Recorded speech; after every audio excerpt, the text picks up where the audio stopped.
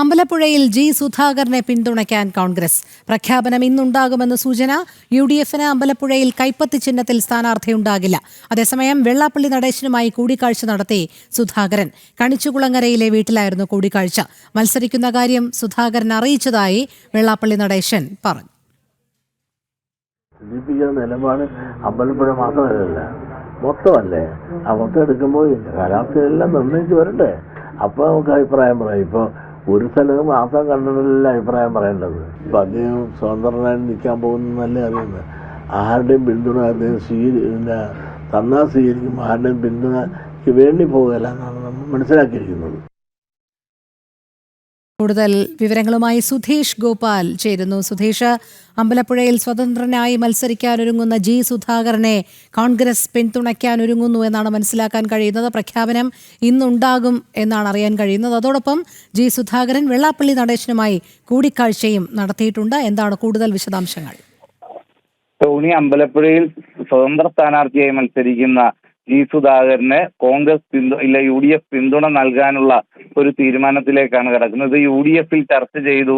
ഘടകകക്ഷികൾക്കൊന്നും തന്നെ എതിർപ്പില്ലാത്ത ഒരു സാഹചര്യത്തിൽ AICCയിൽ ഇന്ന് യോഗം ചേരുമ്പോൾ അവിടെ ഈ വിഷയം ചർച്ച ചെയ്യുകയും അതേ തുടർന്ന് ജി സുധാകരനുള്ള പിന്തുണ പ്രഖ്യാപിക്കുകയും ചെയ്യും എന്നതാണ് നമുക്ക് മനസ്സിലാക്കാൻ കഴിയുന്നത്. അത്തരത്തിൽ പ്രഖ്യാപിക്കുമ്പോൾ താഴെ തട്ടിൽ ചില എതിർപ്പുകൾ കോൺഗ്രസുകാർ പ്രകടിപ്പിച്ചെങ്കിൽ പോലും അത് പ്രധാനമായും M. ലിജുവിനെ അമ്പലപ്പുഴയിൽ മത്സരിപ്പിക്കണം എന്ന ഒരു അഭിപ്രായം ഉയർന്നിരുന്നു. എന്നാൽ M. ലിജുവിന് കായംകുളം പോലുള്ള മറ്റൊരു സീറ്റിലേക്ക് സ്ഥാനാർത്ഥിത്വം നൽകിക്കൊണ്ട് ആ പ്രശ്നം പരിഹരിച്ചു പോകാം എന്നത് തന്നെയാണ് കോൺഗ്രസ് നേതൃത്വം മുന്നോട്ട് വെക്കുന്ന നിർദ്ദേശം. അപ്പോൾ ആ രീതിയിൽ ജി സുധാകരന് അമ്പലപ്പുഴയിൽ UDFന്റെ പിന്തുണ കൂടി കിട്ടുന്നതോടെ ശക്തനായ ഒരു സ്ഥാനാർത്ഥിയായി ജി സുധാകരൻ മാറുന്ന ഒരു സാഹചര്യം തന്നെയാണ് നിലനിൽക്കുന്നത്.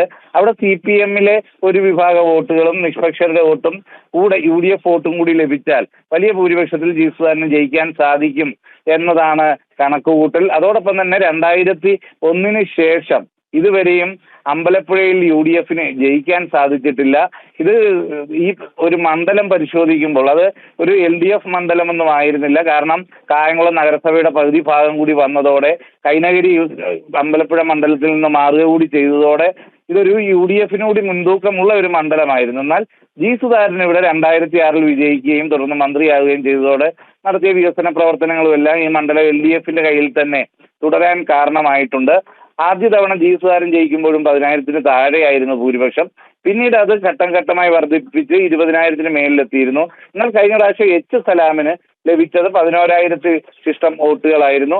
അതിൽ നിന്നും ഇപ്പോൾ 5 വർഷത്തെ H. സലാമിന്റെ പ്രവർത്തനങ്ങളെ വിലയിരുത്തി ജനങ്ങൾ വോട്ട് ചെയ്യുമ്പോൾ അവിടെ വലിയ പ്രതികൂല സാഹചര്യമുണ്ട് എന്ന് CPM തന്നെ നേരത്തെ വിലയിരുത്തിയിരുന്നതാണ്. എന്നിട്ടും H. സലാമിന് അവിടെ മത്സരിക്കാൻ ഒരവസരം കൂടി നൽകാൻ പാർട്ടി തീരുമാനിച്ചു. ആ ഒരു ഘട്ടത്തിലാണ് ജി സുധാകരൻ എതിരായി വരുന്നത്. അപ്പോൾ വലിയ രീതിയിലുള്ള പ്രതിസന്ധി LDFന് ഉണ്ടാവും എന്ന് തന്നെയാണ് വിലയിരുത്തൽ.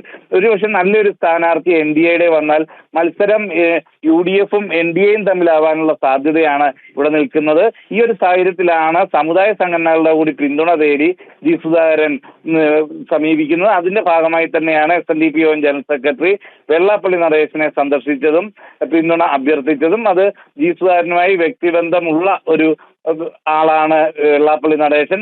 ആ ഒരു സാഹചര്യത്തിൽ പിന്തുണ കഴിഞ്ഞ ദിവസങ്ങളിലും ജി സുധാകരൻ നല്ല നേതാവ് എന്ന തരത്തിൽ തന്നെയായിരുന്നു വെള്ളാപ്പള്ളി അഭിപ്രായപ്പെട്ടതും. അപ്പോൾ അത്തരത്തിലൊരു പിന്തുണ കൂടി ജി സുധാകരന് ലഭിക്കും എന്ന് തന്നെ ആണ് ജി സുധാകരനും ജി സുധാകരന്റെ കൂടെ നിൽക്കുന്നവരും പ്രതീക്ഷിക്കുന്നതും. രോഹിണി, ശരി. സുധീഷ് ഗോപാലാണ് വിവരങ്ങൾ നൽകിയത്.